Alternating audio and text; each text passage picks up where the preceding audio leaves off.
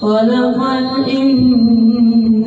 الإنسان علمه البيان الشمس والقمر بحسبان والنجم والشجر يسجدان والسماء رفعها ووضع الميزان ألا تطغوا في الميزان وأقيموا الوزن بالقسط ولا تخسروا الميزان والأرض وضعها للأنام فيها فاكهة والنخل ذات الأكمام والحب ذو العصف والريحان فبأي آلاء ربكما تكذبان صدق الله العظيم.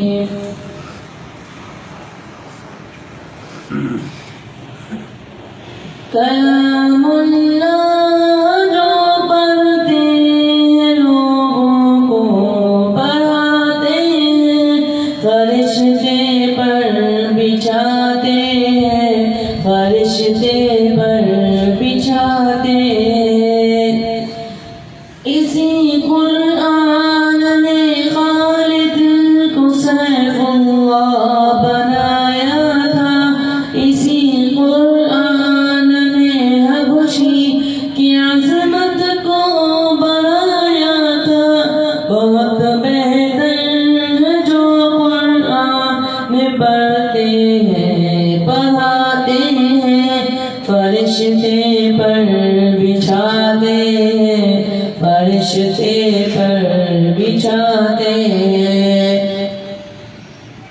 یہی قرآن ہے جس نے مقدر کو بدل ڈالا عمر ایمان لے آئے ہوا بادل کا منہ کالا ملائک آسمانوں پر بہت خوشیاں مناتے ہیں فرشتے پر بچھاتے ہیں فرشتے پر بچھاتے ہیں لٹا دے اپنی ہستی کو کلام پاک کی خاطر لٹا دے اپنا تن بندھن کلام پاک کی خاطر وہ خوش قسمت ہے مال و زر جو قرآن پر لٹاتے ہیں فرشتے پر بچھاتے ہیں فرشتے پر بچھاتے ہیں پڑھا کر دن کے میدان میں میرے شبیر نے قرآن تلاوت کرتے کرتے شام کر دی جان بھی قربان اسی قرآن کے ہم بھی ترانے گنگناتے ہیں فرشتے پر بچھاتے ہیں فرشتے پر بچھاتے ہیں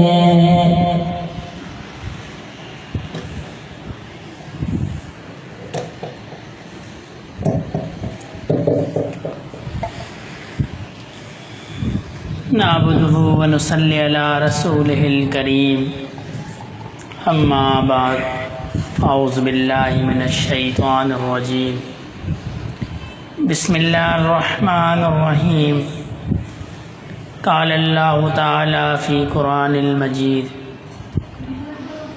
یا عبادی الذین اسرفوا علی انفسهم لا تقنطوا من رحمت اللہ ان اللہ یغفر الذنوب جميعا انہ هو الغفور الرحیم صدق اللہ العظیم.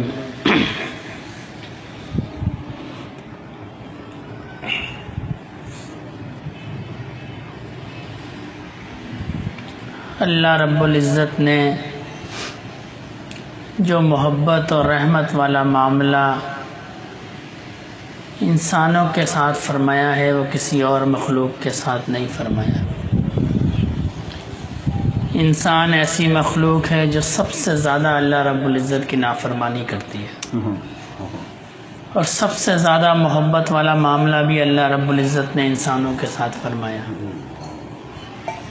میں نے جو آیت کریمہ پڑھی اس میں اللہ رب العزت نے فرمایا یا عبادی الذین اسرفوا علی انفسہم،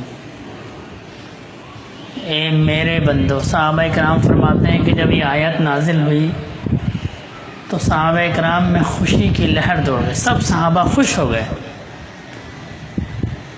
اس میں دو باتیں خوشی والی ہیں، ایک تو گناہگار بندوں کے لیے فرمایا میرے بندے، یا عبادی الذی، میرے بندے، اے میرے بندو۔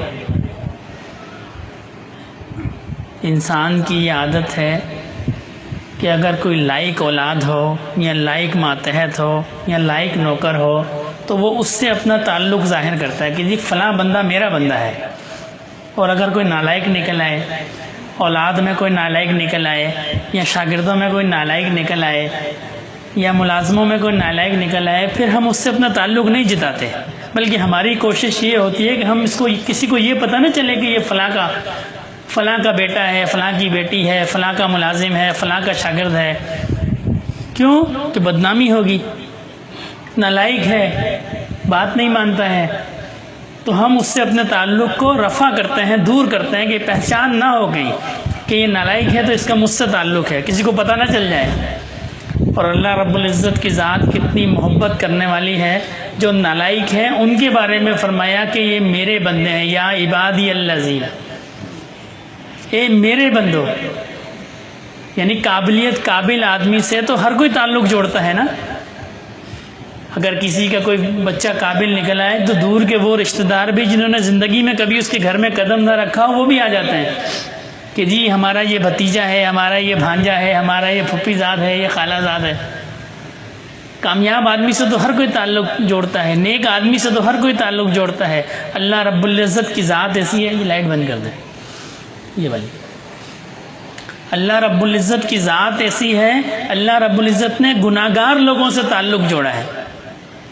فرمایا اے میرے بندو، یا عبادی الذین اسرفوا علی انفسہم، اے میرے بندو جنہوں نے اپنی ذات کے اوپر ظلم کیا، لا تقنطوا من رحمت اللہ، کہ میری رحمت سے مایوس نہ ہونا، یہ نہ سمجھنا کہ میں نے بہت گناہ کر دیے اب اللہ پاک مجھے معاف نہیں کریں گے، میری رحمت سے کبھی مایوس نہیں ہونا۔ یہاں فقہاء اکرام نے ایک مسئلہ رکھا ہے کہ اللہ کی رحمت سے نا امید ہونا یہ کفر ہے، کفر، یعنی حالت ایمان نہیں رہتی اگر بندہ اللہ کی رحمت سے مایوس ہو جائے۔ لیکن اس سے یہ مراد نہیں ہے کہ خدا نخواستہ کسی فرد کو کوئی لا علاج بیماری ہے اور وہ سمجھتا ہے کہ اب یہ بیماری میری ٹھیک نہیں ہو سکتی، یہ اللہ کی رحمت سے مایوسی نہیں ہے، یہ ایک الگ چیز ہے۔ اللہ کی رحمت سے مایوسی سے یہ مراد ہے کہ اللہ پاک مجھے معاف نہیں کریں گے، اللہ پاک مجھے معاف نہیں کریں گے۔ اللہ پاک فرماتے ہیں جو گناہ تم سے ہو گیا میں تمہارے سارے گناہوں کو معاف کر دوں، تم صرف میرے در پہ آ جاؤ، میرے در پہ جھک جاؤ، جو تم نے گناہ کیے میں ان سارے گناہوں کو معاف کر دوں، کوئی گناہ نہیں بچے گا۔ شیطان جو ہے سب سے پہلے یہ دھوکہ دیتا ہے، سب سے پہلا دھوکہ شیطان کا، اول تو وہ توبہ کی طرف انسان کو راغب ہی نہیں ہونے دیتا، وہ انسان کو راغب ہی نہیں دیتا، وہ جانتا ہے اللہ رب العزت کی ذات رحمت والی ذات ہے۔ روایات میں آتا ہے نا، موسیٰ علیہ السلام جب اپنی قوم کو لے کر نکلے، پیچھے فرعون تھا، تو موسیٰ علیہ السلام چلے، وہ آپ نے عصا مبارک کو مارا تو وہ دریا دو حصوں میں تقسیم ہو گیا، آپ گزر گئے، تو فرعون نے دیکھا کہ جی بنی اسرائیل گزر گئی تو میں بھی گزر جاتا ہوں، تو جب وہ بیچ میں آیا تو وہ دریا پانی جو ہے مل گیا۔ جب اس وقت اس نے دیکھا کہ جی اب میں مرنے والا ہوں تو اس نے کہا میں موسیٰ کے رب پہ ایمان لایا، تو جبرائیل علیہ السلام نے اس دریا کی مٹی کو اٹھا کے اس کے منہ میں ٹھونس دیا کہ ایسا نہ ہو کہ اللہ کی رحمت کو جوش آ جائے اور اللہ رب العزت کو معاف فرما دے۔ جبرائیل علیہ السلام جانتے تھے اللہ رب العزت کی ذات اتنی رحمت والی ذات، اتنی رحمت والی ذات ہے۔ مقرب فرشتے ہیں نا، ان کو یہ ڈر ہوا کہ ایسا نہ ہو کہ اللہ رب العزت کی رحمت جو ہے وہ جوش میں آ جائے اور وہ اس کو معاف فرما، اس کے منہ میں مٹی ٹھونس دی، اس کے منہ میں مٹی ٹھونس دی تاکہ یہ معافی نہ مانگ سکے۔ یعنی اس وقت بھی اس کو یہ خیال ہوا، ان کو یہ خیال ہوا کہ ایسا نہ ہو ان کو معاف فرما دے۔ کتنی محبت والی ذات ہے، کتنی رحمت والی ذات ہے۔ بندہ صرف ان کے سامنے جھک کر تو دیکھے، صرف ان کے سامنے جھک کر دیکھے بندہ، اللہ رب العزت ہر گناہ کو معاف فرما دیں گے، ہر گناہ کو۔ کوئی گناہ ایسا نہیں ہے جو اللہ رب العزت کی رحمت سے بڑا ہوا ہو۔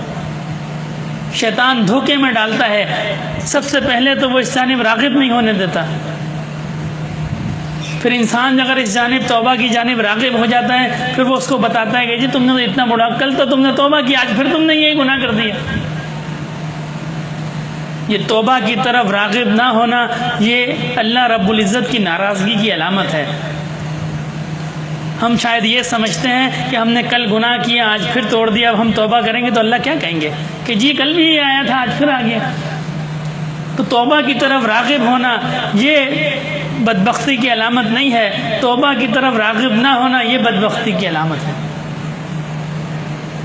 روایات میں آتا ہے بادشاہوں کا زمانہ تھا پرانا، اس میں ایک شخص نے کوئی گناہ کر دیا، بڑا گناہ کر دیا، تو اس وقت کے بادشاہ نے خواب دیکھا، بادشاہ صالح آدمی تھا، اس نے خواب دیکھا، اس کو خواب میں کسی نے کہا کہ فلاں شخص کو اپنا وزیر بنا دو، وہ شخص جس نے وہ گناہ کیا تھا، اس کا گناہ بھی بتایا گیا جس نے یہ گناہ کیا ہے آپ اس کو وزیر بنا دو۔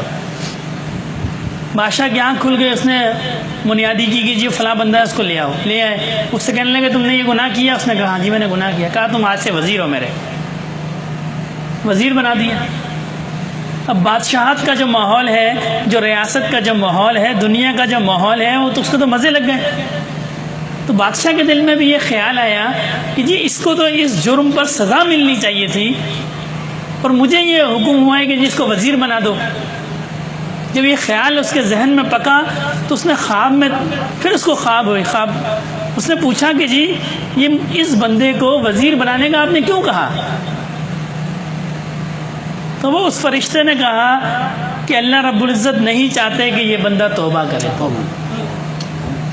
ابھی اس کی عمر پڑی ہے، اس کی عمر لمبی ہے، اللہ نے اس کی لمبی عمر لکھی ہے، اس لیے اللہ پاک نہیں چاہتے کہ یہ توبہ کرے، اس لیے اس کو وزارت دے دی تاکہ یہ دنیا میں پھر مستغرق ہو جائے گا۔ آج ہمیں جو دولت ملتی ہے، ترقی ملتی ہے، ہم ایک دوسرے کو مبارکباد دینے جاتے ہیں، ایسے ہی دنیا کا رواج ہے، ہم مبارکباد دیتے ہیں۔ یہ اللہ پاک جانتے ہیں کہ اس کو جو ترقی ملی ہے، اس کو جو دولت ملی ہے، یہ اس کے لیے آزمائش ہے یا کیا ہے۔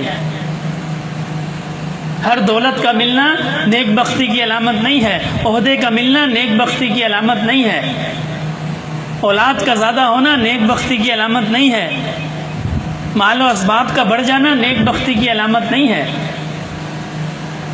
نہ جانے مال بڑھ گیا اس سے ہمارا کیا حال ہو۔ حدیث کی کتب میں ایک واقعہ آتا ہے، ایک شخص نبی کریم صلی اللہ علیہ وسلم کی خدمت میں حاضر ہوا اور عرض کی یا رسول اللہ میرے لیے دعا فرما دیں، اللہ میرے مال میں برکت فرما دیں۔ تو آپ خاموش رہے، آپ خاموش رہے۔ اس نے پھر عرض کی کہ یا رسول اللہ آپ میرے لیے مال کی میں اضافے کی دعا فرما دیں۔ جب 2-3 دفعہ اصرار کیا تو نبی کریم صلی اللہ علیہ وسلم نے دعا فرما دی۔ اس دعا کا یہ نتیجہ نکلا کہ اس کے بعد جو بکریاں تھیں وہ بڑھنا شروع ہو گئیں، تعداد بڑھنا شروع، برکت ڈال دی اللہ نے اس میں۔ تو جب مال میں برکت ہوئی تو پہلے وہ شخص ہر نماز مسجد نبوی میں ادا کیا کرتا تھا، جب مال میں برکت ہو گئی، مال زیادہ ہو گیا، سنبھالنا ہو گیا، تو اس کی پھر نمازیں مسجد نبوی میں جمعے کا جمعہ شروع ہو گیا، مشکل ہو گیا مسجد نبوی میں آنا۔ پھر ایک وقت ایسا آیا کہ اس کا مال اور بڑھ گیا، اتنا بڑھ گیا کہ اس کو مدینے سے بھی باہر نکلنا پڑ گیا، یعنی بڑی جگہ خریدنی پڑ گئی۔ مضافات کے ایریے میں عام طور پر جگہیں سستی ہوتی ہیں، تو اس نے وہاں مدینے میں اپنا مکان بیچا اور بڑی جگہ باہر شفٹ ہو گیا مدینے سے، اور پھر کہیں وہ 2 جمعے بعد وہ مسجد نبوی تشریف لاتا۔ تو جب زکوٰۃ کا حکم فرض ہوا تو نبی کریم صلی اللہ علیہ وسلم نے ایک اپنے قاصد کو بھیجا کہ جاؤ اس سے زکوٰۃ لو 2.5%۔ اب وہ قاصد جب وہاں گئے اور اس کو کہا جی زکوٰۃ ہے، اس نے جب بکریاں اکٹھی کی ایک جگہ اور اس میں جب زکوٰۃ کا حصہ نکالا تو اب وہ بڑی بڑی تعداد تھی، اتنی بڑی تعداد دیکھ کے وہ حیران رہ گیا۔ وہ کہنے لگا کہ جی میں ابھی نہیں دیتا تمہیں، مجھے لگتا ہے کوئی ٹیکس کی شکل ہے کوئی ہے، تو میں نبی کریم صلی اللہ علیہ وسلم سے خود بات کر کے پھر میں بتاؤں گا۔ نبی کریم صلی اللہ علیہ وسلم کے قاصد کو خالی بھیج دیا۔ وہ جو صحابی تھے انہوں نے جا کے نبی کریم صلی اللہ علیہ وسلم سے عرض کی کہ یا رسول اللہ، انہوں نے ایسے بھیج دیا۔ اب جب یہ جمعے کو حاضر ہوا تو آپ نے فرمایا تم ہو جس نے میرے قاصد کو واپس بھیجا تھا؟ اس نے عرض کی کہ یا رسول اللہ مجھ سے غلطی ہو گئی، آپ یہ میرا مال لے لیں زکوٰۃ کا۔ آپ نے فرمایا مجھے اللہ نے منع کیا ہے تمہارا مال لینے سے، تم اس کو واپس لے جاؤ۔ ہر بات پہ جو ہم دماغ لگاتے ہیں نا، یہ مناسب نہیں ہے۔ ہر بات پہ دماغ لگانا مناسب نہیں ہے، یہ عشق کا تقاضا نہیں ہے کہ ہر بات پہ ہم دماغ لگائیں۔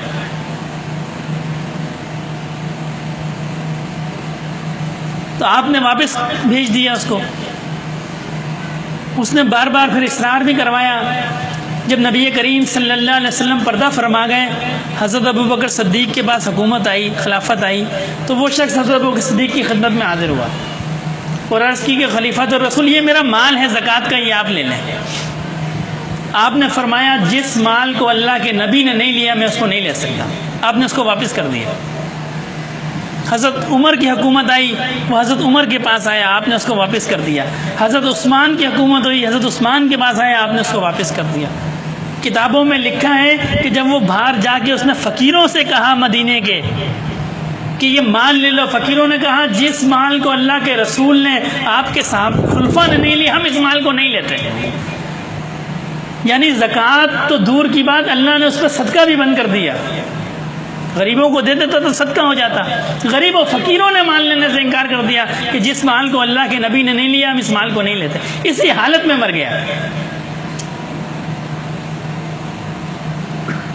وہ کسی فارسی شاعر نے کہا نا، با خدا دیوانہ با مصطفیٰ ہوشیار باش، با خدا دیوانہ با مصطفیٰ ہوشیار باش۔ تو نبی کریم صلی اللہ علیہ وسلم سے اس نے اصرار کیا آپ کی خاموشی کے باوجود۔ حکم یہ ہے کہ بندہ جب بیت اللہ شریف میں جائے، اللہ پاک سب کو وہاں کی زیارت نصیب فرمائے۔ اللہ کرے میں، میرے سارے ساتھی وہاں، سب کو وہاں کی زیارت ہو، سب آمین گئے۔ تو جب بندہ وہاں جائے بیت اللہ شریف کے اندر، پھر وہ چاہے روئے، گڑ گڑائے، چیخیں مارے، بیت اللہ کے غلاف کو پکڑ کے اللہ کو پکارے، کوئی اس پہ پابندی نہیں ہے۔ رونا چاہے روئے، چیخیں مارنا چاہے چیخیں مارے، جو مرضی رنج و غم کا اظہار کرے، کوئی اس پہ پابندی نہیں ہے۔ با خدا دیوانہ، دیوانوں کی طرح وہاں اس کے معاملات ہو جائیں، کوئی مسئلہ نہیں ہے۔ اللہ کو دیوانہ وار پکارے۔ لیکن جب نبی کریم صلی اللہ علیہ وسلم کی خدمت میں حاضر ہو، مسجد نبوی کا اس کا وہاں جائے، مدینہ شریف میں جائے، پھر اس نے آواز نہیں نکالنی با خدا دیوانہ با مصطفیٰ ہوشیار باش۔ جب نبی کریم صلی اللہ علیہ وسلم کے در پہ پہنچ جائے، پھر حکم یہ ہے کہ اپنی آواز کو نبی کی آوازوں سے پست کر دو۔ پھر شور شرابے کی اجازت نہیں ہے، پھر تیز آواز میں بولنے کی اجازت نہیں ہے۔ پھر حکم یہ ہے کہ اپنی آواز کو نبی کریم صلی اللہ علیہ وسلم کی آواز سے پست کر دو، ورنہ کیا ہوگا، تمہارے سارے اعمال ضائع ہو جائیں گے۔ اللہ کی عبادت بھی اس وقت قبول ہے جب نبی کریم صلی اللہ علیہ وسلم کی اطاعت ہے، آپ سے محبت ہے، ورنہ اللہ کی عبادت قبول نہیں ہے۔ تو جب مدینہ شریف حاضری ہو، پھر ادب کے ساتھ ہو۔ حضرت عمر رضی اللہ تعالیٰ عنہ کے زمانے میں تو جب حجرہ شریف کا کام چل رہا تھا نا، تو ایک دروازہ بنانا تھا۔ آپ نے اس بڑئی کو بلایا اور اس سے کہا کہ اس کا ناپ وغیرہ لے لو جو ناپ ہے، اور اس کے بعد اس کو مدینے میں نہیں بنانا، اس کو مدینے سے باہر لے کے جا کے بنانا، کیونکہ تم کیل بھی ٹھوکو گے، شور بھی ہوگا، اور بس یہاں لا کے اتنا ضروری ٹھوکنا جتنا بالکل ضروری ہو، باقی کام مدینے سے باہر کرنا۔ تو میں عرض کر رہا تھا، بات دوسری طرف نکل گئی، میں عرض کر رہا تھا دولت کا ملنا، طاقت کا ملنا، عہدے کا ملنا یہ سعادت کی نشانی نہیں ہے. ضروری نہیں ہے کہ یہ سعادت کی نشانی ہو بھی سکتی ہے، اللہ پاک نے اختیار دیا کوئی مخلوق کے لیے نفع کا کام ہو، لیکن ضروری نہیں ہے کہ یہ سعادت کی نشانی ہو. تو جب انسان کو دولت ملے، عہدہ ملے، مال ملے، وہ اللہ کی طرف رجوع کرے، اللہ سے ڈرے، یا اللہ پاک اس میں اگر میرے لیے آزمائش ہے آپ اس کو میرے لیے پاک کر دیں. اللہ پاک پاک کرنے والے ہیں نا، میرے لیے اس کو پاک کر دیں. تو میں عرض کر رہا تھا کہ اللہ پاک فرماتے ہیں تم جتنے مرضی گناہ کر کے آ جاؤ، لیکن توبہ کر لو، میرے در پہ آ جاؤ، میں سارے گناہ معاف کر دوں گا. یا عبادی الذین اسرفوا علی انفسہم لا تقنطوا من رحمت اللہ، کہ اللہ کی رحمت سے، میری رحمت سے مایوس نہیں ہونا. ان اللہ یغفر الذنوب جمیعا، اللہ پاک سارے گناہوں کو معاف کر دیں گے. یہ نہیں ہے کہ یہ گناہ معاف ہو جائے گا یہ معاف نہیں ہوگا، جو ڈراتا ہے وہ غلط کہتا ہے. سارے گناہ اللہ رب العزت معاف فرما دیں گے، کوئی گناہ نہیں اس کا چھوٹے. ایسا ہو جائے گا جیسا ماں کے پیٹ سے نکلتا ہے، ایسا ہو جائے گا. اور جو فرشتے لکھنے پہ مامور ہیں نا، وہ اس پہ ربڑ کی طرح ربڑ پھیر دیں گے. اور روایات میں آتا ہے پھر وہ ربڑ بھی نہیں پھری رہے گی، کہ ایسا نہ ہو میرا بندہ شرمندہ ہو قیامت کے دن کہ دیکھو اس نے یہ گناہ کیا اس لیے اس کو خالی چھوڑ دیا. پھر وہاں پہ نیکیاں لکھ دی جائیں گی، نہیں جی اس نے تو گناہ کیا ہی نہیں، اس نے تو کی نیکیاں تھی ساری کی ساری، اس نے تو ساری کی ساری نیکیاں کی تھی، اس نے تو کوئی گناہ ہی نہیں کیا. یہ تو بندہ اور اللہ کا معاملہ ہے، اللہ کو پتا ہوگا یا بندے کو پتا ہوگا. ایسی محبت کرنے والی ذات ہے. روایات میں آتا ہے کہ اللہ رب العزت قیامت کے دن ایک شخص کو بلائیں گے اور اس سے یہ فرمائیں گے تم نے فلاں گناہ کیا؟ وہ عرض کرے گا یا اللہ پاک میں نے فلاں گناہ کیا. فرمائیں گے اس گناہ کے بدلے یہ اجر، یہ ثواب. پھر اس سے فرمائیں گے تم نے فلاں گناہ کیا؟ تو وہ عرض کرے گا یا اللہ، ڈر جائے گا یا اللہ پاک میں نے کیا. اللہ پاک فرمائیں گے اس گناہ کے بدلے یہ اجر. نبی کریم صلی اللہ علیہ وسلم نے فرمایا کہ پھر وہ شخص جو ہے وہ عرض کرے گا کہ یا اللہ پاک یہ تو آپ چھوٹے چھوٹے گناہ مجھے بتاتے ہیں، میں نے تو اس سے بڑے بڑے گناہ کیے ہیں. یعنی لالچ میں آئے گا کہ میں نے تو اس سے بڑے بڑے گناہ کیے. اللہ پاک کی ذات تو اتنی محبت کرنے والی ہے. نبی کریم صلی اللہ علیہ وسلم کی حدیث مبارکہ کا مفہوم ہے میں گویا اس شخص کو دیکھ رہا ہوں. ایسی اللہ پاک تو بادشاہ ہیں، اللہ پاک بادشاہ ہیں. ہمارے ہاں جس کا لاؤبالی مزاج ہوتا ہے نا اس کو کہتے ہیں بادشاہ ہے، اس کو کسی کی فکر نہیں ہے. تو اللہ پاک تو بادشاہوں کے بادشاہ ہیں، ان کو کسی زمانے کی ملامت کا ڈر نہیں ہے کہ فلاں کیا کہے گا جی میں نے عبادت کی اس نے نہیں کی آپ نے اس کو معاف کر دیا. یہ اللہ کی مرضی ہے. اللہ پاک جس کو چاہیں گے معاف کر دیں گے. صرف اللہ کے در پہ جھک جاؤ، بس اللہ کے در پہ جھک جاؤ، اللہ سے معافی مانگ لو، ہر گناہ معاف کر دیں گے. یہ ہمارے ذہن کا ہے کہ جی فلاں تو بہت نیک آدمی ہے، میں تو بڑا گناہ گار ہوں، یہ تو بڑا گناہ ہے اس کو کیسے معاف کر دیا. روایات میں آتا ہے نا ایک بہت بڑے بزرگ کہیں جا رہے تھے اور ان کے سر کے اوپر جو ہے وہ بادل کا ایک ٹکڑا جا رہا تھا، سر کے اوپر بادل کا ٹکڑا سایہ. تو ایک گناہ گار بندے کے دل میں خیال آیا کہ دیکھو یہ اللہ کے کتنے بڑے ولی ہیں، یہ بادل کا ٹکڑا میں ان کے پاس جاتا ہوں، ان سے کوئی نصیحت حاصل کروں، کوئی فیض حاصل کروں. تو وہ ان کے ساتھ ساتھ چل دیا. یہ جو بندہ تھا اس کے دل میں خیال آیا کہ دیکھو اتنا گناہ گار آدمی ہے اور میرے پیچھے پیچھے چل رہا ہے، ایسا نہ ہو اس کی کوئی گناہ کی نوست میرے اوپر پڑ جائے. تو یہ جلدی جلدی چلنے لگے، وہ پیچھے پیچھے چلنے لگے. بہرحال اس نے پکڑا، حضرت ہاتھ واتھ ملایا، جو عقیدت محبت کا اظہار کیا. جب جانے لگے ہاتھ ملا کے رخصت چاہی تو وہ جو بادل کا ٹکڑا تھا وہ اس بندے کے ساتھ چل پڑا اور حضرت جو ہے وہ بغیر بادل کے چل پڑے. وہ بادل کا ٹکڑا اس بندے کے ساتھ چل پڑا. تو ان کے دل میں خیال آیا، عرض کی کہ یا اللہ پاک وہ تو آپ کا اتنا گناہ گار بندہ تھا، یہ بادل تو میرے اوپر تھا.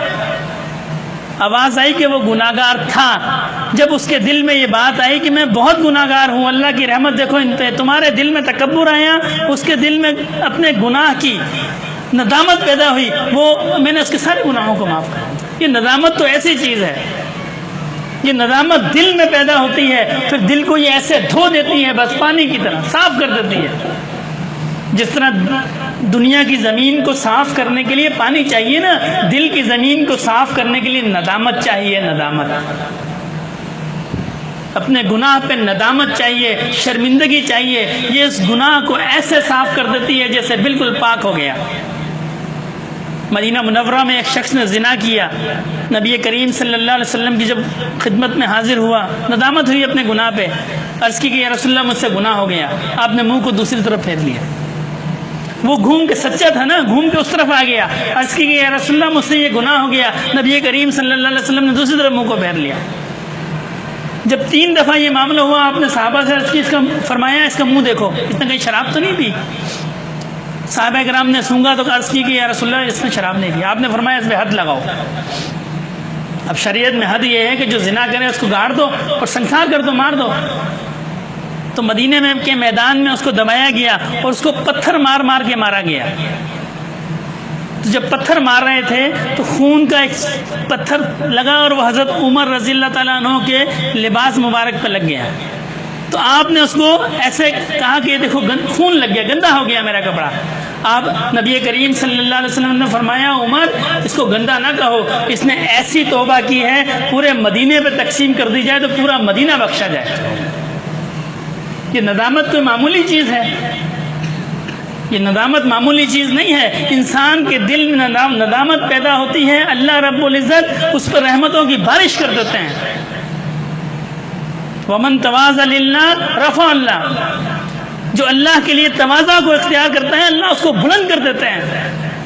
یہ آج جو ہماری میں ہے نا، میں، یہ ہمیں آگے ہی نہیں چلنے دیتی. ہمیں کسی کام میں یہ آگے نہیں، اس میں کی وجہ سے ہم یہاں پھنسے ہوئے ہیں. میں ایسا، میں ویسا، میں بہت بڑا آدمی، میں چودھری، میں وڈیرا، میں نواب، میں افسر. اس میں کی وجہ سے ہم یہاں پھنسے ہوئے ہیں. جس دن ہماری اس میں ختم ہو گئی اس دن بس ترقی ہے. پھر جو اللہ کے سامنے خود کو جھکا دے اللہ پاک پھر اس کو ایسا بلند کرتے ہیں کہ زمانہ دیکھتا ہے. پھر ابراہیم بن ادم بادشاہ تھے، میں اکثر مثال دیا کرتا ہوں. اس زمانے میں کتنے بادشاہ گزرے ہوں گے؟ سینکڑوں تو گزرے ہوں گے. ہمیں کسی کا نام یاد ہے؟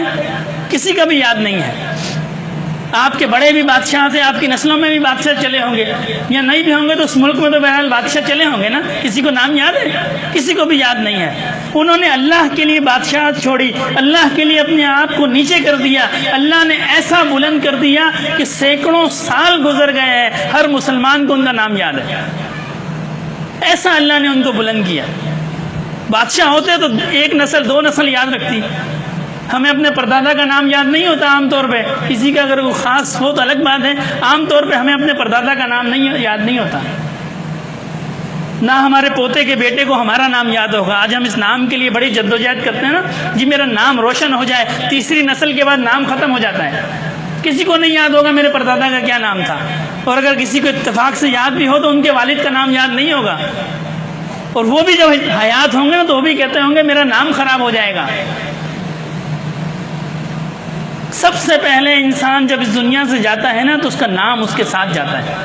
سب سے پہلے جو انسان کی چیز چھنتی ہے وہ اس کا نام ہوتا ہے. وہی نام جس کے لیے وہ ساری عمر زور لگا دیتا ہے جی میرا نام خراب نہ ہو، میرا نام اونچا ہو جائے، میرے نام کی عزت ہو جائے. سب سے پہلے اس کا وہ نام اس کے پاس سے جاتا ہے. جنازہ پڑا ہوتا ہے، لوگ نام نہیں لیتے کہ یہ فلاں کا جنازہ ہے. لوگ کہتے ہیں یہ فلاں کی میت ہے، میت کو لے آؤ. لوگ نام نہیں لے رہے ہوتے کہ فلاں کو لے آؤ، میت کو لے آؤ، میت کو دفنا دو. سب سے پہلے اس کا نام اس سے چلا جاتا ہے. اس لیے کہ انسان دنیا میں سب سے زیادہ نام سے محبت کرتا ہے. اللہ رب العزت سب سے پہلے اس کا نام اس سے چھینتے ہیں کہ یہ تم لے لو نام.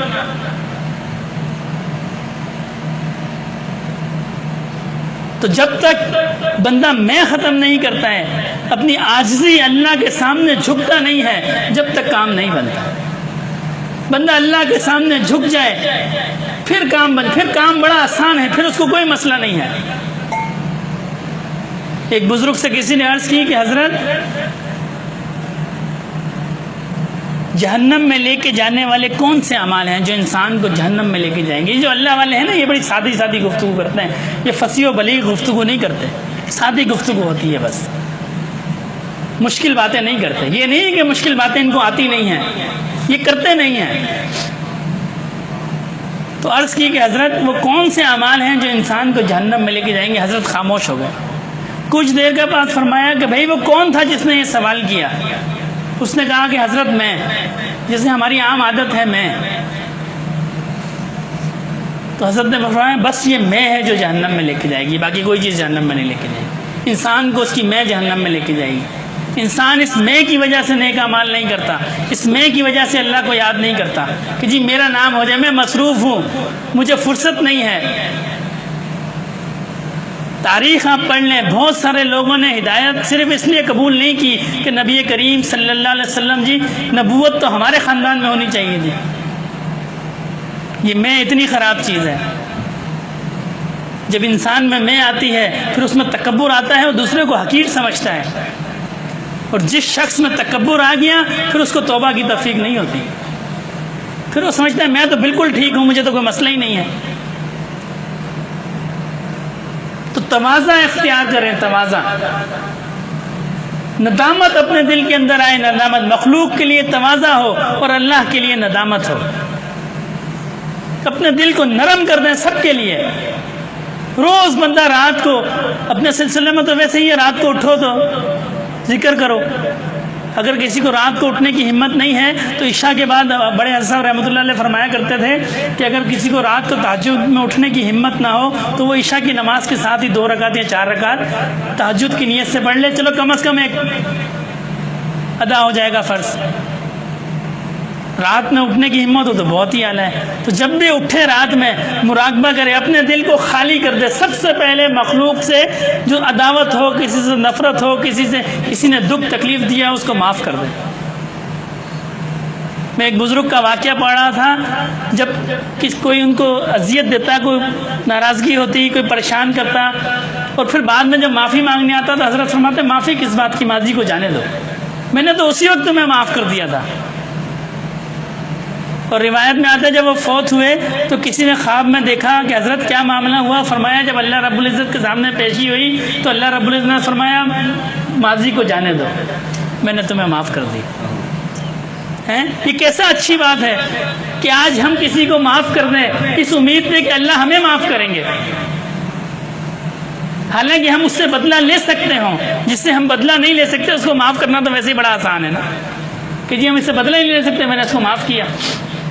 اصل میں تو معاف اس کو کرنا ہے جس سے ہم بدلہ لے سکتے ہوں، اور ہم اس کو اللہ کے لیے معاف کر دیں کہ میں نے اس کو اللہ کے لیے معاف کیا، اللہ مجھے معاف کرے، پھر معاملہ آسان ہو جائے گا، معافی جلدی مل جائے گی۔ مخلوق کو معاف کیا کرو، کسی سے کوئی مسئلہ ہو جائے، کوئی زیادتی کر دے، معاف کر دو۔ جب تم معاف کر دو گے اللہ ہمیں بھی اللہ معاف کر دے گا۔ واقعات میں آتا ہے ایک شخص کی بیوی نے، غریب آدمی تھا، وہ گوشت لے کے آیا کسی دن پکانے کے لیے۔ اب غریب آدمی کے لیے گوشت کی قدر و قیمت کیا ہے یہ سب جانتے ہیں۔ تو اس کی بیگم نے جب اس کو بیوی نے بنایا تو اس میں نمک زیادہ ہو گیا۔ اب جب وہ کھانے لگا تو اس کو بڑا غصہ آیا کہ ایک تو یہ میسر نہیں ہے، اور میں اگر کہیں سے محنت مشقت کر کے لے آیا تو اس نے نمک تیز کر دیا، اس کو اتنا غصہ آیا۔ پھر اس کے دل میں خیال آیا کہ یہ بھی اللہ کی بندی ہے، اس سے غلطی ہو گئی، چلو میں اس کو معاف کر دوں۔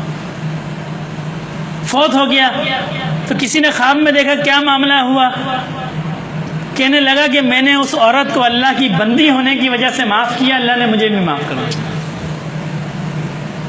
یہ نہیں دیکھو کہ یہ انسان ہے، یہ فلاں ہے، یہ فلاں ہے، یہ دیکھو کہ یہ اللہ کا بندہ ہے یا اللہ کی بندی ہے۔ روایات میں آتا ہے نا، اللہ رب العزت فرمائیں گے میں بھوکا تھا، میں نے تم سے کھانا مانگا، تم نے مجھے کھانا نہیں دیا۔ بندہ عرض کرے گا یا اللہ پاک آپ تو ان چیزوں سے پاک ہیں۔ اللہ پاک فرمائیں گے فلاں شخص تمہارے در پہ آیا، اس نے میرے نام پہ تم سے مانگا، تم نے اس کو نہیں دیا۔ تو یہ سوچ کے معاف کر دیں کہ یہ اللہ کا بندہ ہے، میں اس کو معاف کرتا ہوں، اللہ کی وجہ سے معاف کرتا ہوں۔ جس دن ہم نے کسی کو اللہ کی وجہ سے معاف کر دیا نا، ہمارے تو سارے ہر چیز کھل جائے گی۔ آج ہم کہتے ہیں نا باطن نہیں کھلتا، ہر چیز کھل جائے گی۔ معاف کرنا تو سیکھیں، ہم اللہ سے معافی مانگنا تو سیکھیں۔ جو مخلوق کو معاف کرتا ہے پھر اللہ اس کو توفیق دیتا ہے، پھر وہ اللہ سے بھی معافی مانگتا ہے، یا اللہ پاک مجھ سے غلطی ہو گئی۔ جس نے مخلوق کو معاف نہیں کیا وہ اللہ سے کیا معافی مانگے گا؟ تو دعا فرمائے اللہ رب العزت ہمیں ایسا قلب عطا فرمائے، ہماری ایسی کیفیت عطا فرمائے، نرمی ہو، نرمی انسان کے دل میں۔ میں نے ایک حدیث مبارکہ پڑھی جس کا مفہوم ہے کہ جنت میں وہ شخص جائے گا جس کے دل چڑیوں کی طرح نازک ہوں گے۔ زیادہ آواز ہو نا چڑی کا دل پھٹ جاتا ہے۔ اپنی طبیعت میں نرمی پیدا کی جائے، اللہ کے آگے جھک جایا جائے کہ اللہ پاک مجھے معاف کر دیں آپ۔ دن میں ہمارے سینکڑوں ہزاروں گناہ ہم کرتے ہیں جن کا ہمیں پتہ نہیں چلتا، ہمیں پتہ ہی نہیں چلتا۔ تو بندہ یہ نہ سمجھے کہ جی میری نمازیں بھی ٹھیک ہیں، میری عبادات بھی ٹھیک ہیں، میں تو بالکل ٹھیک ہوں، مجھ سے تو کوئی غلطی ہوتی نہیں ہے۔ ہر شخص سے غلطی ہوتی ہے۔ حدیث مبارکہ کا مفہوم ہے نا، تمام بنی آدم گناہ گار ہیں، ہر شخص سے غلطی ہوتی ہے۔ جس دن رات کو بستر پہ سونے کے لیے لیٹے، پورے دن کا اپنا محاسبہ کرے کہ آج میں نے فلاں سے زیادتی کی، فلاں میری نماز چھوٹ گئی، فلاں میرے ساتھ معاملہ ہو گیا۔ مخلوق کی کام ہے تو مخلوق سے معافی مانگے، اللہ کی عبادت میں کوتاہی ہے اللہ سے معافی مانگے، اطمینان سے سوئے، پھر وہ اطمینان رکھے، صبح اٹھے یا نہ اٹھے۔ کوئی نہیں جانتا کہ میں آج سوؤں گا تو صبح اٹھوں گا کہ نہیں اٹھوں گا، کوئی نہیں جانتا یہ بات۔ تو جب انسان رات کو سوئے تو اپنے آپ کو بالکل حل کر کے سوئے، کلیئر کر کے سوئے۔ تو دعا فرمائے اللہ رب العزت ہمیں عمل کی توفیق عطا فرمائے۔ وما علینا الا البلاغ۔ تمام ساتھی 3 دفعہ استغفار، 10 دفعہ درود شریف، 10 دفعہ تیسرا کلمہ، 11 دفعہ سورہ اخلاص اور 1 دفعہ سورہ فاتحہ۔ استغفر اللہ۔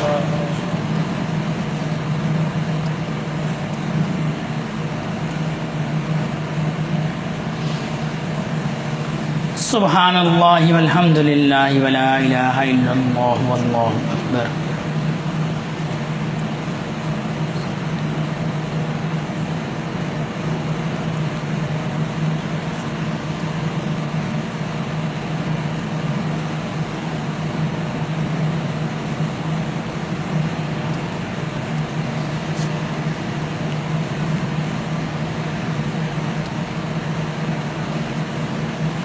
صلی اللہ علیہ طٰہٰ۔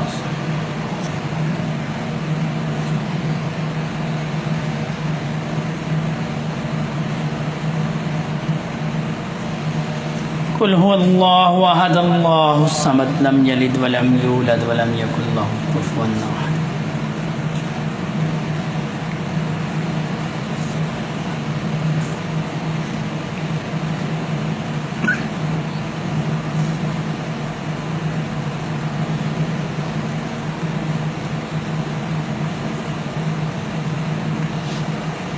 الحمد للہ رب العالمین الرحمن الرحیم مالک یوم الدین ایاک نعبد و ایاک نستعین اہدنا الصراط المستقیم صراط الذین انعمت علیہم غیر المغضوب علیہم ولا الضالین۔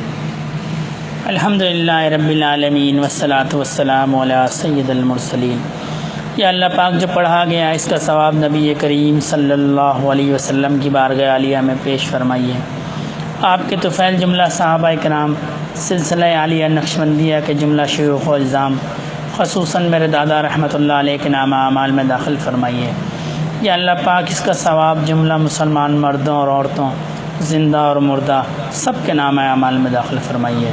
اللہم صلی علی سیدنا مولانا محمد صلاۃ تنجینا بہا من جمیع الاحوال والآفات وتقضی لنا بہا جمیع الحاجات وتطہرنا بہا من جمیع السیئات وترفعنا بہا عندک اعلی الدرجات وتبلغنا بہا اقصی الغایات من جمیع الخیرات فی الحیاۃ وبعد الممات انک علی کل شیء قدیر۔ سبحان ربک رب العزۃ عما یصفون وسلام علی المرسلین والحمد للہ رب العالمین آمین۔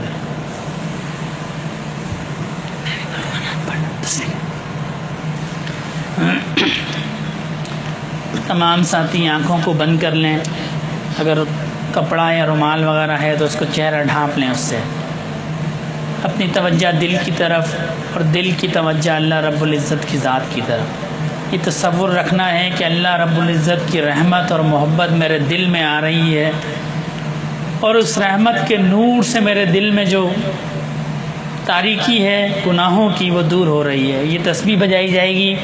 یہ تسبیح نہ فرض ہے، نہ واجب ہے، نہ سنت ہے، یہ صرف بزرگوں کا ایک طریقہ ہے کہ اس طریقے سے خیالات بھٹکتے نہیں ہیں، بلکہ وہ تسبیح کی آواز پہ یکسو رہتے ہیں۔ بزرگ اس کی مثال اس طرح دیا کرتے ہیں کہ کلاس کے اندر جو ہے وہ چھوٹے بچے ہوتے ہیں تو استاد جی نے سامنے ایک چھڑی رکھی ہوتی ہے اور وہ بینچ پر مارتے ہیں. جب استاد جی چھڑی کو بینچ پر مارتے ہیں تو بچوں کی توجہ اس چھڑی پہ مرکوز ہو جاتی ہے. جب بھی بچے باتیں کرتے ہیں استاد جی چھڑی بینچ پہ مارتے ہیں. توجہ کو مرکوز کرنے کے لیے انہوں نے وہ چھڑی رکھی ہوتی ہے. اسی طرح یہ جو تسبیح ہے یہ توجہ کو مرکوز کرنے کے لیے ہے. تو تسبیح کی آواز پہ یہ تصور رکھنا ہے کہ یہ تسبیح کی ٹک ٹک نہیں ہے بلکہ یہ میرے دل میں ہو رہی ہے اللہ اللہ اللہ. بندہ اپنے رب سے جیسا گمان رکھتا ہے اللہ رب العزت اس سے ویسا معاملہ فرماتے ہیں.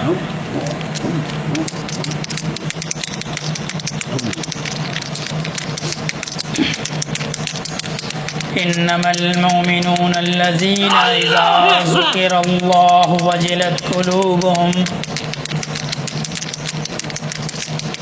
وَإِذَا تُلِيَتْ عَلَيْهِمْ آيَاتُهُ زَادَتْهُمْ إِيمَانًا وَعَلَى رَبِّهِمْ يَتَوَكَّلُونَ.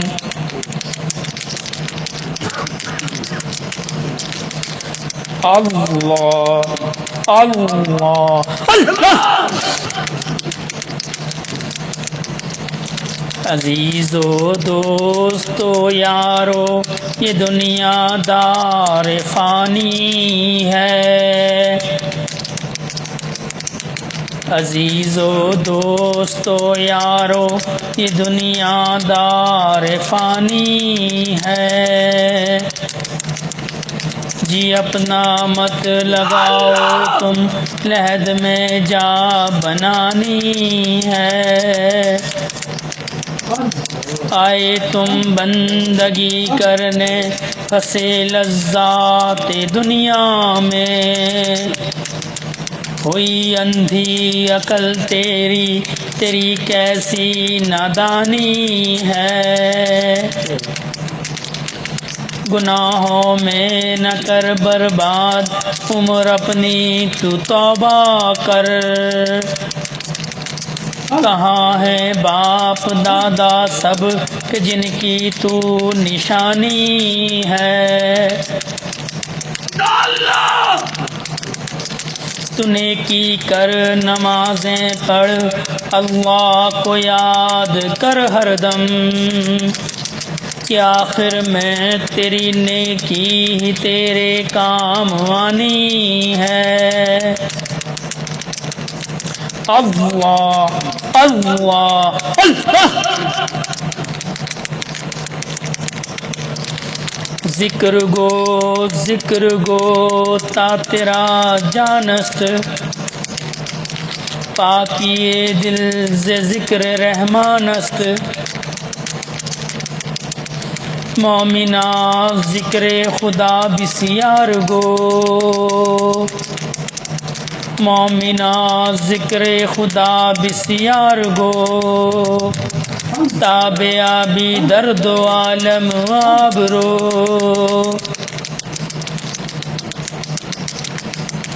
ذکر حق آمد غذائے روح را ذکر حق مرہم دل مجروح را.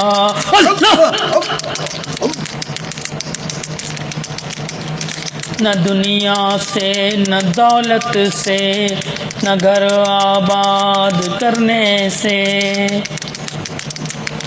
نہ دنیا سے نہ دولت سے نہ گھر آباد کرنے سے سکون دل کو ہوتا ہے اللہ کو یاد کرنے سے.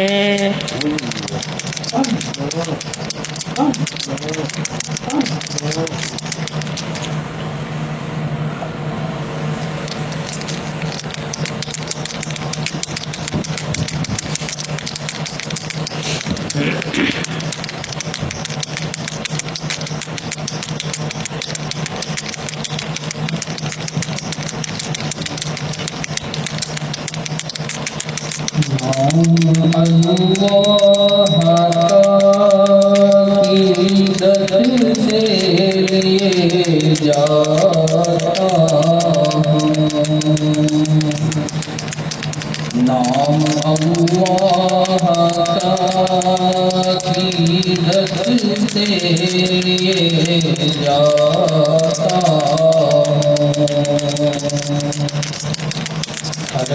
قدم پر انہیں سجدے بھی کیے جاتا ہر قدم پر انہیں سجدے بھی کیے جاتا نام اللہ کا عقیدت سے جاتا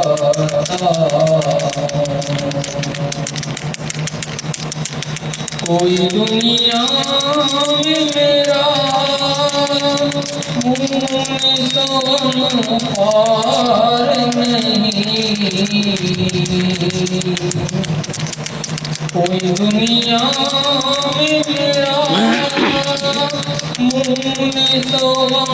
خوار نہیں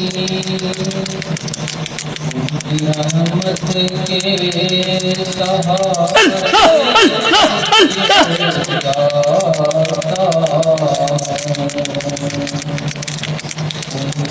رحمت کے سہارے جیے جاتا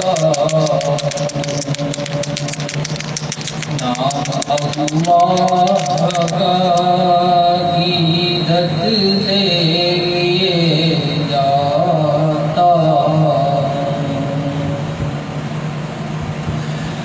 زندگی نام ہے اللہ پہ مر مٹنے کا زندگی نام ہے اللہ پہ مر مٹنے کا یہ سبق سارے زمانے کو دیے جاتا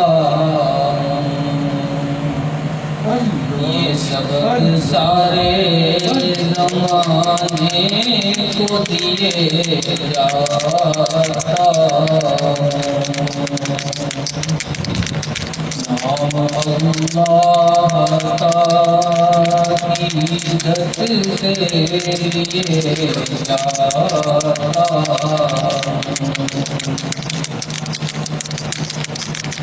صبر کرنا ہے ان کی شان کریمی کو عزیز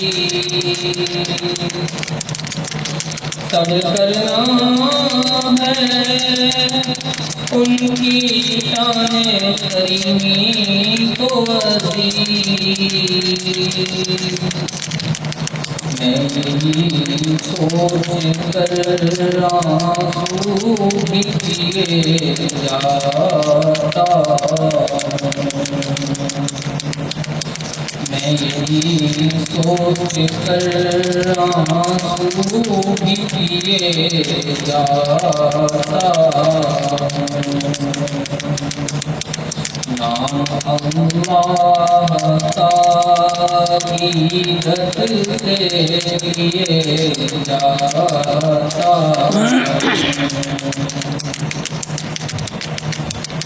ہر گھڑی ان کی رضا پیش نظر ہے ایک بار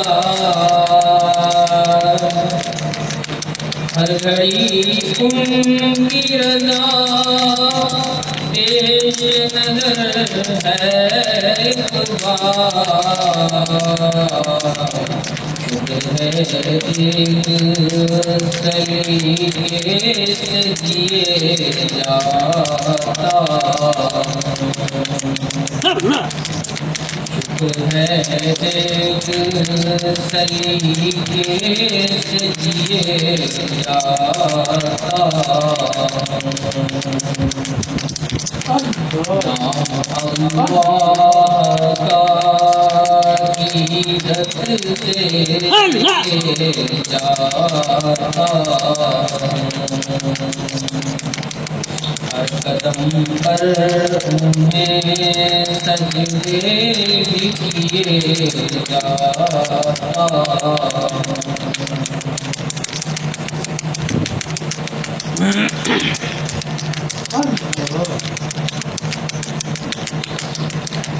اللہ اللہ اللہ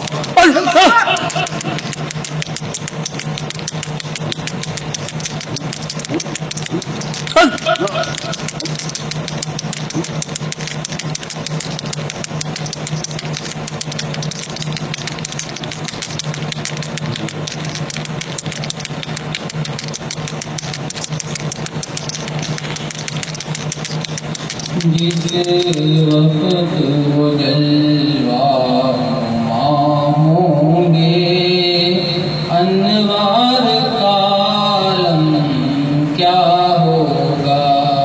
جس وقت وہ جلوہ نما ہوں گے، انوار کا عالم کیا ہوگا؟ بن دیکھے فدا ہر کوئی، دیدار کا عالم کیا ہوگا؟ بن دیکھے فدا ہے ہر کوئی، دیدار کا عالم کیا ہوگا؟ جس وقت وہ جلوہ نما ہوں گے، جس وقت خدمت میں ان کی ابوبکر عمر عثمان و علی، جس وقت خدمت میں ان کی ابوبکر عمر عثمان و علی، اس وقت رسول اکرم کے دربار کا عالم کیا ہوگا؟ اس وقت رسول اکرم کے دربار کا عالم کیا ہوگا؟ ایک سمت عمر، ایک سمت علی، ابوبکر ادھر عثمان ادھر، ایک سمت عمر، ایک سمت علی، ابوبکر ادھر عثمان ادھر، ان جگمگ جگمگ تاروں میں مہتاب کا عالم کیا ہوگا؟ ان جگمگ تاروں میں مہتاب کا عالم کیا ہوگا؟ جس وقت وہ جلوہ نما ہوں گے، انوار کا عالم کیا ہوگا؟ بن دیکھے فدا ہے ہر کوئی، دیدار کا عالم کیا ہوگا؟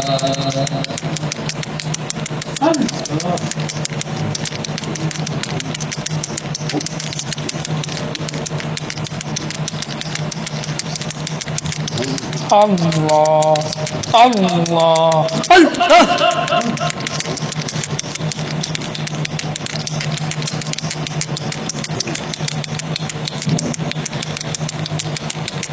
میرا دل بدل دے، میرا دل بدل دے، میرا دل بدل دے، یا غفلت میں ڈوبا دل بدل دے، یا غفلت میں ڈوبا دل بدل دے، بدل دے دل کی دنیا دل بدل دے، غفلت میں ڈوبا دل بدل دے، گناہگاری میں کب تک عمر کاٹوں، گناہگاری میں کب تک عمر کاٹوں، بدل دے میرا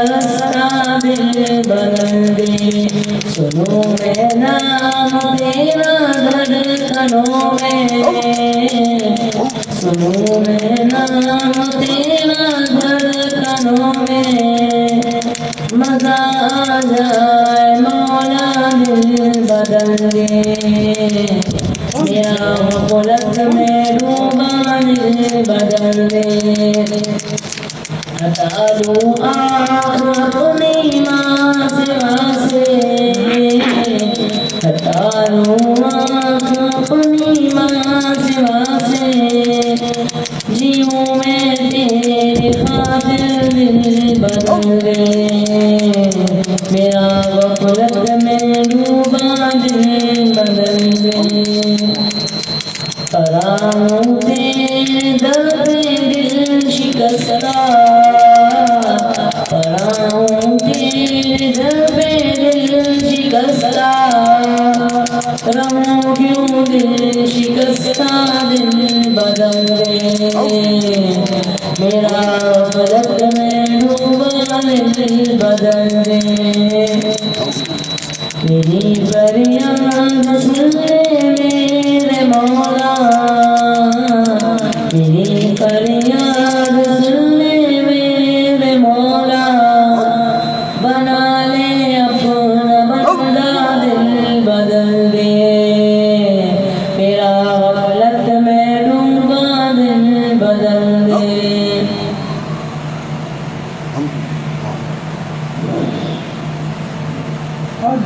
مفلس زندگی اب نہ سمجھے کوئی مفلس زندگی اب نہ سمجھے کوئی مجھ کو عشق نبی قدر مل گیا جگمگائے نہ کیوں میرا سے دروں جگمگائے نہ کیوں میرا سے دروں ایک پتھر کو آئین اگر مل گیا جن کی رحمت سے تقدیر انسان کھلے ان کی جانب دروازۂ جاں کھلے جن کی رحمت سے تقدیر انسان کھلے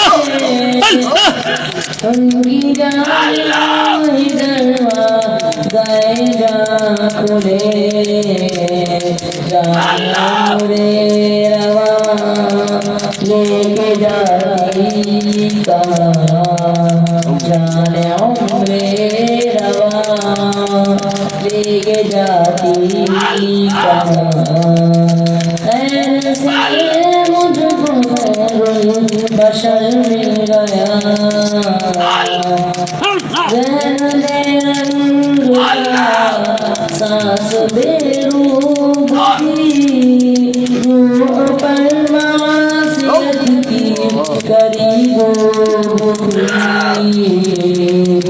زین رنگ کا سانس بے روح کی روح پر معصیت کی کری گوبھی ان کے چشم غنی رونق جا بنی ان کے چشم غنی رونق جا بنی چھاؤں کس کی گھنی وہ شجر مل گیا ان کا جلوان ان کا مجذوب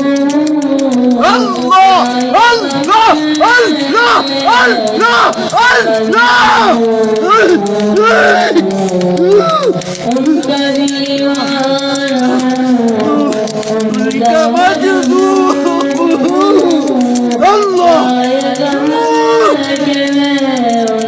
سے منسوب سارے حشر تک جاؤں گا سارے حشر تک جاؤں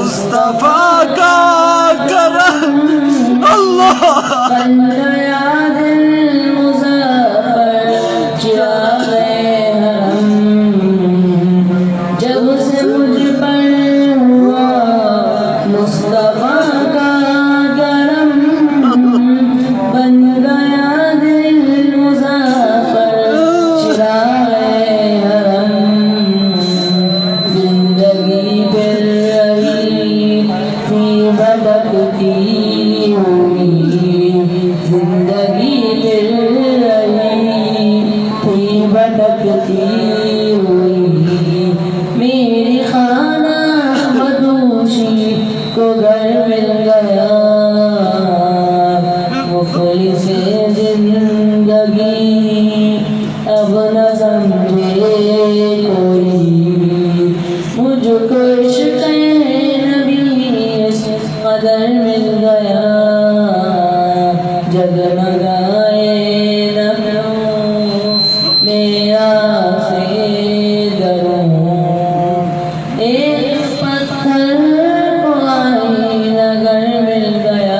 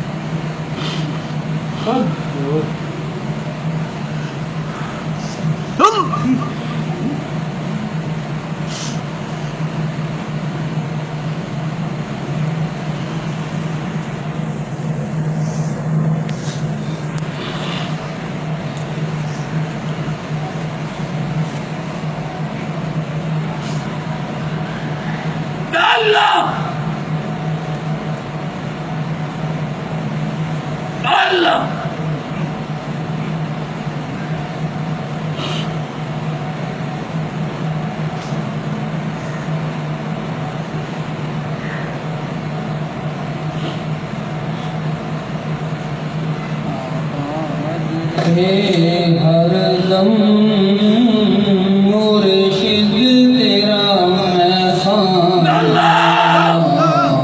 پیتا رہوں نظروں سے پیمانے پہ پیمانہ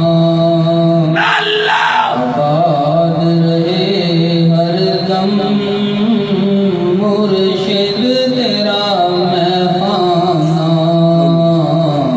پیتا رہوں نظروں سے پیمانے پہ پیمانہ محفل کی رنگینی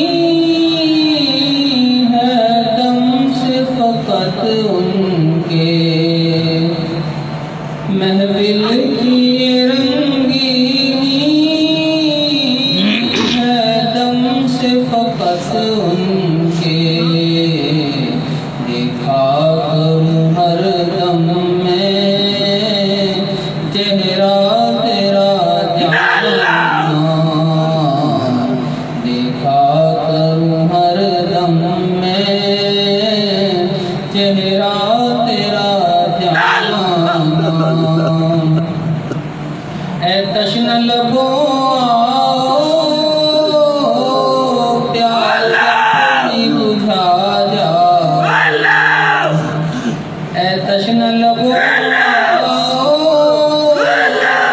پیاس اپنی بجھا جاؤ ملتی ہے مگر اس کو جس نے بھی ہے پہچانا ملتی ہے مگر اس کو جس نے بھی ہے پہچانا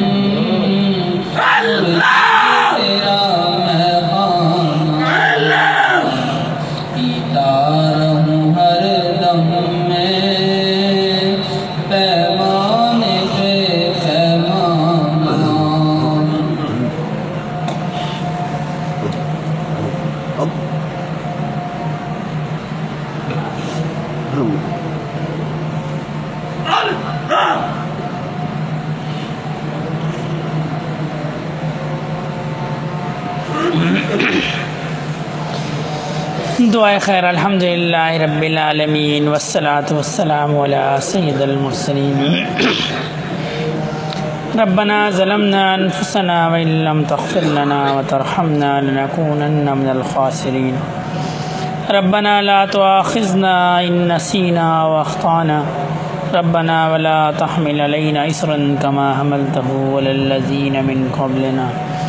ربنا ولا تحملنا ما لا طاقة لنا به واعف عنا واغفر لنا وارحمنا أنت مولانا فانصرنا على القوم الكافرين.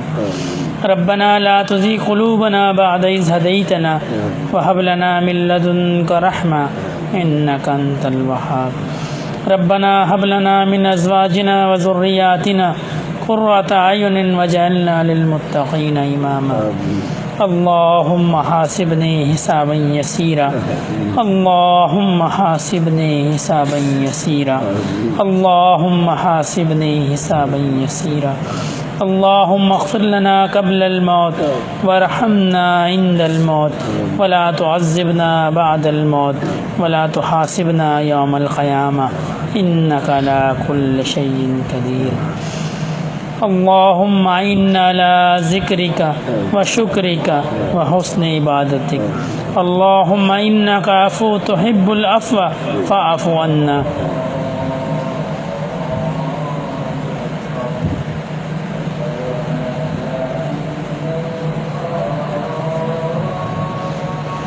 اللهم صل على سيدنا مولانا محمد صلاة تنجينا بها من جميع الأحوال والآفات وتقضي لنا بها جميع الحاجات وتطهرنا بها من جميع السيئات وترفعنا بها عندك على الدرجات وتبلغنا بها أقصى الغايات من جميع الخيرات في الحياة وبعد الممات إنك على كل شيء قدير. سبحان ربك رب العزة عما يصفون وسلام على المرسلين والحمد لله رب العالمين. آمین.